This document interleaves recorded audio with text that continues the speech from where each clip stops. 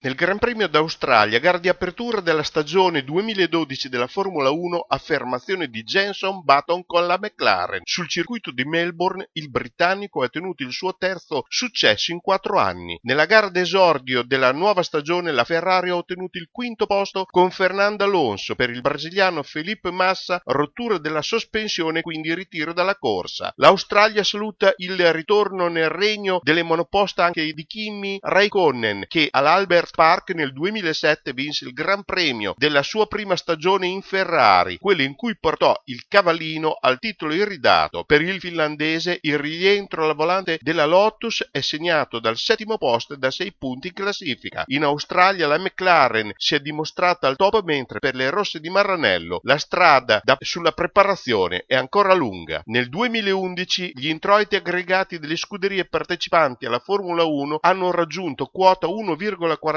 miliardi di euro, per la prima volta meno del sistema Serie A che ha traguardato 1,6 miliardi. L'analisi emerge dalla quinta puntata della videorubrica settimanale L'opinione in 3 minuti dedicata al business della Formula 1 e pubblicato oggi su stessup.com. Il Rangoni Motorsport parteciperà alla Clio Cup Italia, che prenderà il via domenica 25 marzo sulla pista di Monza. Saranno 6 piloti che vestiranno i colori del team bolognese, la maggior parte dei quali molto giovani e con una gran voglia di mettersi in mostra. Si è conclusa con la vittoria di Alessandro Taddei, navigato da Mauro Marchiori su Citroën XC Sara VRC, l'ultimo appuntamento del Challenge Sai Race Day Ronde Terra. Sul secondo gradino del podio il giovane neozelandese Hayden Paddon e John Kennard, e terzo assoluto il bassanese Edoardo Bresolin e Rudy Pollet con la Peugeot 206, vincitori assoluti della quarta stagione del Challenge Race Day. L'ultima gara si è svolta a Volterra. Il presidente della Repubblica Giorgio Napolitano ha firmato il decreto di nomina dell'ingegner Angelo Stecchi Damiani alla presidenza dell'Automobile Club d'Italia. Stecchi Damiani ricopriva già la carica di vicepresidente dell'Automobile Club e presidente della commissione sportiva automobilistica italiana. Si avvicina la 7ª edizione del raduno mondiale Ducati e tutta la Riviera Romagnola si sta preparando per accogliere i tantissimi ducatisti e tutti gli appassionati delle ruote per l'evento più atteso dell'anno, il World Ducati Week 2012, in programma a Misano World Circuit dal 21 al 24 giugno 2012. Fervono i preparativi della tribuna Ducati che accompagnerà il Motomondiale 2012, primo appuntamento nella gara in Qatar e grande fermento per la gara spagnola a Jerez il 29 aprile. Già disponibili biglietti per tutte le 16 tappe della tribuna sul sito della Ducati www.ducati.it. Dalle aule all'Istituto Europeo di Design di Milano, Lancia ha presentato alla stampa il progetto Free Comic, il nuovo free press a fumetti sponsorizzato dal brand per offrire un supporto concreto ai giovani talenti creativi. Nei giorni scorsi è iniziata la distribuzione di Maschera Gialla, realizzato dal giovanissimo autore Dado ed edito da Shockdown, che vedrà la nuova Lancia Y